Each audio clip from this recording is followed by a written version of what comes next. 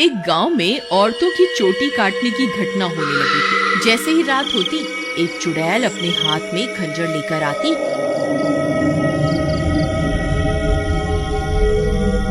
और जो भी औरत उसे सोती हुई मिलती, वह चुड़ैल उसकी चोटी काट कर वहाँ से चली जाती। किसी को ये समझ नहीं आ रहा था कि ऐसा क्यों हो रहा है।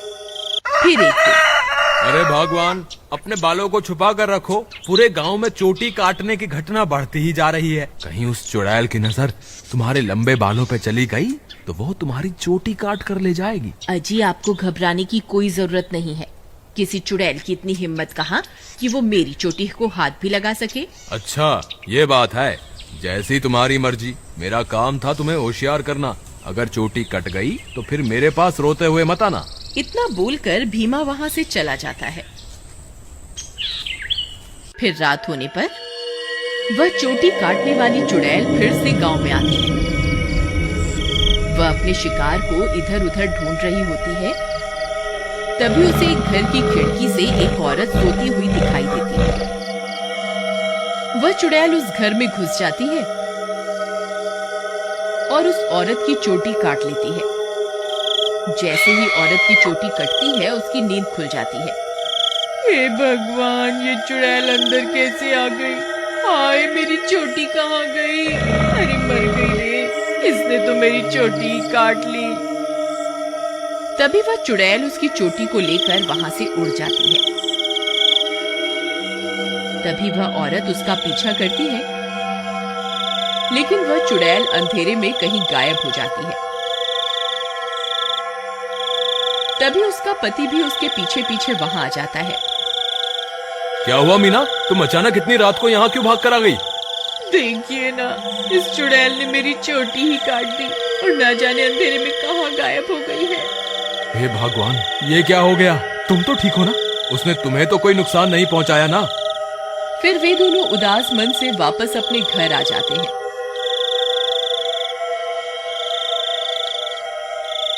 अगले दिन सुबह होने पर मीना की चोटी कटने की बात पूरे गांव में फैल जाती है।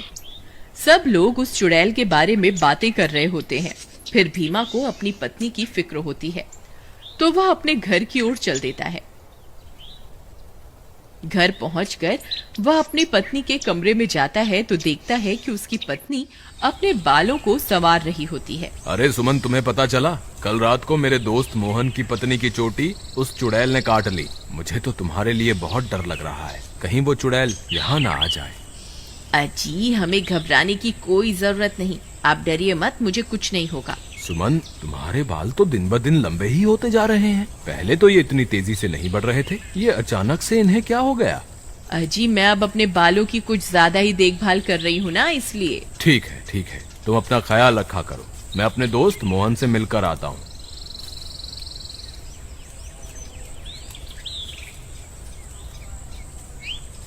अरे भाई मोहन, तुम कैसे हो? भाभी के बारे में पता चला, सुनकर बहुत दुख हुआ। क्या बताऊं भीमा भाई, जब से मीना की चोटी कटी है उसका तो रो रो कर बुरा हाल है। और बताओ, सुषमा भाभी तो ठीक है ना?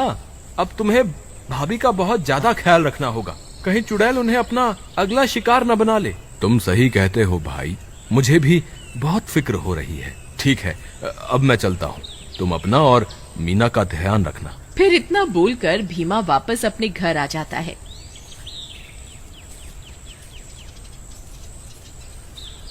रात होने पर भीमा सो रहा होता है।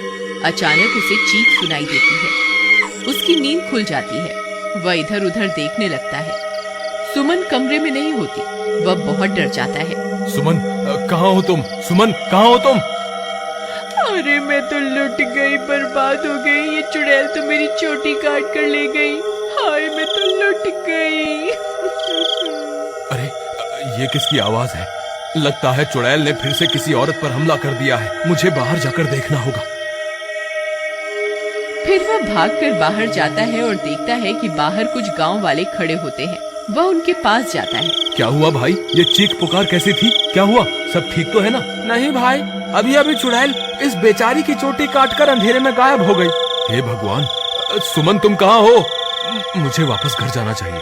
फिर वह वापस अपने घर की ओर दौड़ पड़ता है। जब वो घर पहुंचता है तो देखता है कि सुमन अपने बालों को सहला रही होती है। वह उसे देखकर हैरान हो जाता है। सुमन, तुम कहाँ चली गई थी? तुम्हें पता है अभी चुड़ैल ने फिर से किसी की चोटी काट ली। क्या तुम्हें बिल्कुल भी डर नहीं लग रहा? सुमन उसकी बातों को अनसुना कर देती है और खुशी खुशी अपने बालों को सहलाती रहती है। सुमन के बाल अब और भी लंबे हो चुके होते हैं। ये क्या सुमन, तुम्हारे बाल तो एक दिन में ही इतने लंबे हो गए, ये कैसे हो सकता है? भीमा सुमन के बाल देखकर घबरा जाता है। उसे समझ नहीं आता कि आखिर ये सब चल क्या रहा है। फिर अगले दिन सुमन के बालों की लंबाई की चर्चा पूरे गांव में फैल जाती है। सब लोग उसके बालों के बारे में बातें कर रहे होते हैं। अरे भाई, जब जब चुड़ैल किसी की चोटी काटती है तब तब भीमा की पत्नी के बालों की लंबाई बढ़ जाती है। मुझे तो लगता है भीमा की पत्नी ही चोटी काटने वाली चुड़ैल है। भीमा उन सारे गांव वालों की बातें सुन रहा होता है। उसे कुछ समझ नहीं आता कि वह अब क्या करे। फिर वह अपने दोस्त मोहन के पास मदद मांगने जाता है।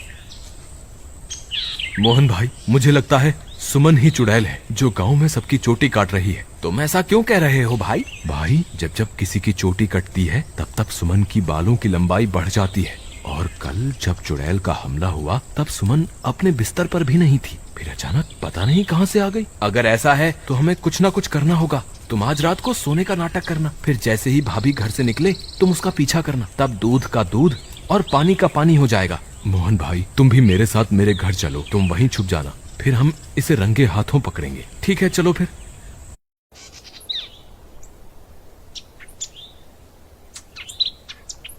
फिर वे दोनों भीमा के घर आ जाते हैं और मोहन अलमारी के पीछे छुप जाता है। रात होने पर भीमा सोने का नाटक करता है। तभी सुमन उठती है और घर से बाहर निकल जाती है। भीमा भाई उठो, देखो भाभी घर से बाहर निकल गई है।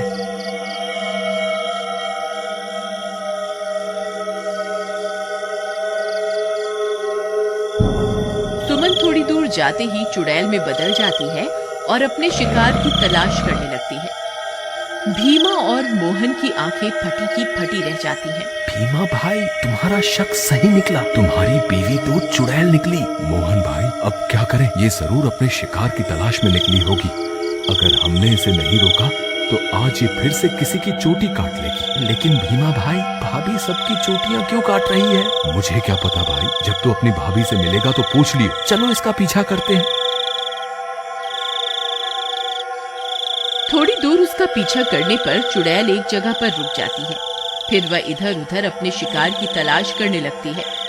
तभी चुड़ैल की नजर एक घर पर पड़ती है और वह उस घर में घुस जाती है। वहां उसे एक औरत सोती हुई दिखाई देती है। भीमा भाई, भाभी तो एक घर में घुस गई, आप क्या करें? अरे बेवकूफ, ये भाभी भाभी क्या लगा रखा है? इस वक्त वो तेरी भाभी नहीं है, वो एक चुड़ैल है। चलो हम भी इसके पीछे चलते हैं। अरे वाह, इसके बाल तो बहुत लंबे हैं। आज इसे ही अपना शिकार बनाऊंगी। तभी भीमा और मोहन वहां पहुंच जाते हैं। रुक जाओ भाभी, मैं आपको ऐसा नहीं करने दूंगा। ए चुड़ैल, वहीं के वहीं रुक जा, नहीं तो तुझे जान से मार देंगे। देखो सुमन, तुम ये ठीक नहीं कर रही हो, तुम्हें अभी के अभी ये सब रोकना होगा। ए मूर्ख इंसान, मैं कोई तेरी सुमन नहीं हूँ, मैं एक चुड़ैल हूँ। बस मुझे थोड़े और बालों की जरूरत है, फिर मैं महाशक्तिशाली बन जाऊंगी। फिर हर तरफ सिर्फ मेरा ही राज होगा। भीमा भाई, तुम इसे बातों में उलझाओ, मैं पीछे से जाकर इसकी चोटी काट दूंगा। फिर भीमा चुड़ैल को अपनी बातों में उलझाता है। तभी मोहन चुपके से चुड़ैल के पीछे पहुंच जाता है और उसकी चोटी काट देता है। अरे मर गई रे, ये तूने क्या कर दिया?